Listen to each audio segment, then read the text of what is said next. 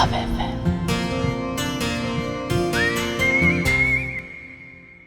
क्या रोहित को उसकी लक वाली लड़की मिलेगी या फिर उसका लक ऐसा दगा देगा कि शादी छोड़ो कोई दोस्त भी साथ खड़ा होने से मना कर देगा।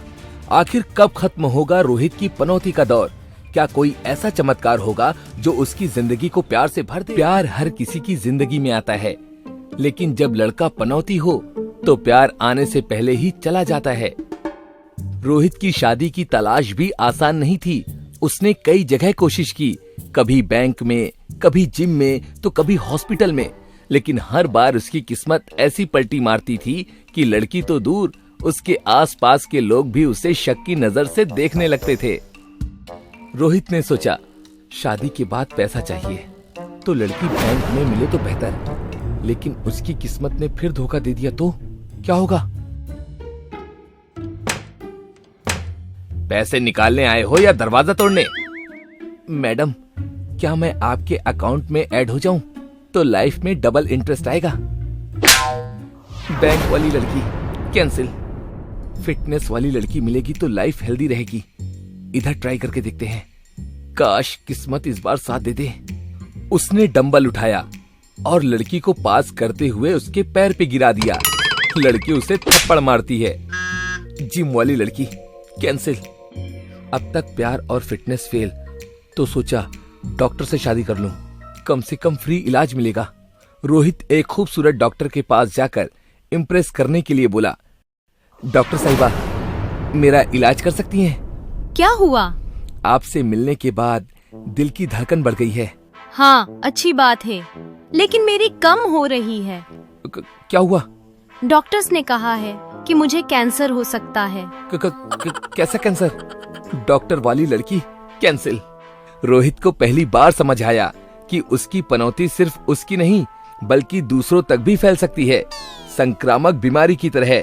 बैंक, जिम, हॉस्पिटल, हर जगह उसकी बदकिस्मती ने कोहराम मचा दिया। अब सवाल ये है, अगली लड़की कहाँ मिलेगी? क्या कोई ऐसी होगी जो उसकी बदकिस्मत को मात दे सके, या फिर रोहित की तलाश उसे और बड़े बवाल में डालने वाली है?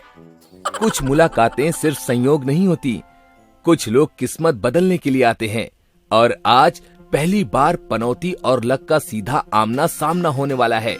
एक ऐसा संगम जो या तो रोहित की जिंदगी बना देगा या फिर उसके ग्रह नक्षत्रों को और ज्यादा उलझा देगा।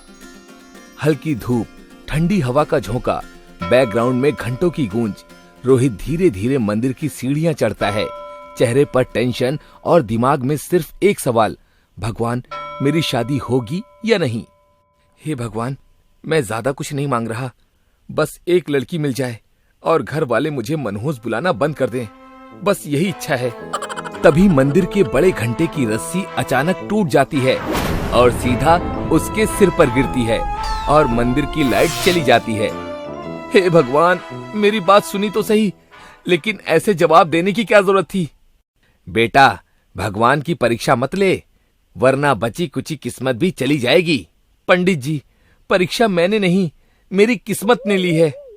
उसी वक्त मंदिर के अंदर से एक लड़की निकलती है, सफेद सूट में, माथे पर हल्का सा तिलक, आंखों में अजीब सी शांति।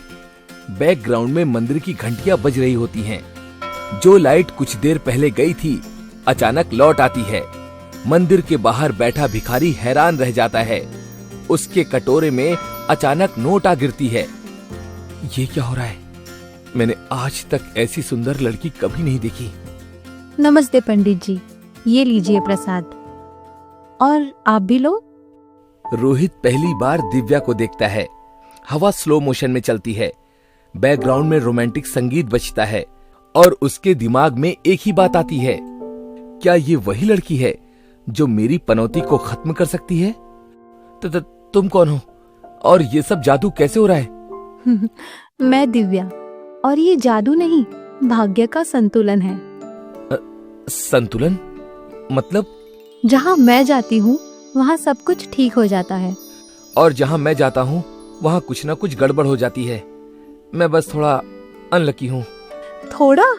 मंदिर का घंटा टूट गया, लाइट चली गई, गाय रास्ता रोककर खड़ी हो गई, और फिर भी तुम थोड़ा बोल रहे हो। यार, अगर ये लड़की मेरे टच से भी नहीं डर रही तो इसका मतलब इसकी किस्मत इतनी तगड़ी है कि मेरी पनौती भी इसके आगे फेल हो जाएगी। क्या हुआ, इतना क्या सोच रहे हो? अरे नहीं, बस सोच रहा था कि मतलब तुम कभी किसी अनलकी इंसान से मिली हो? अनलकी? नहीं, वैसे मैं भी अंधविश्वास में विश्वास नहीं करती। ओह, तो तुम्हें ये सब नहीं लगता कि कुछ लोग नेचुरली मनहूस होते हैं? ऐसे होता होगा, लेकिन अगर इंसान की नीयत अच्छी हो तो किस्मत भी बदल सकती है। एक तरफ रोहित जो अपनी बदकिस्मती के साए से निकलने की कोशिश कर रहा था और दूसरी तरफ दिव्या जिसकी पॉजिटिव एनर्जी किसी कवच की तरह उसकी पनौती को मात दे रही थी।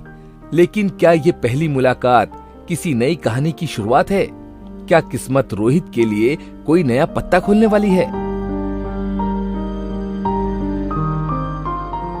यार, वो लड़की सच में मेरी बदनसीबी को हरा सकती है। पहली बार ऐसा हुआ है कि मेरे आसपास कुछ टूटा फूटा नहीं, घंटा छोड़कर।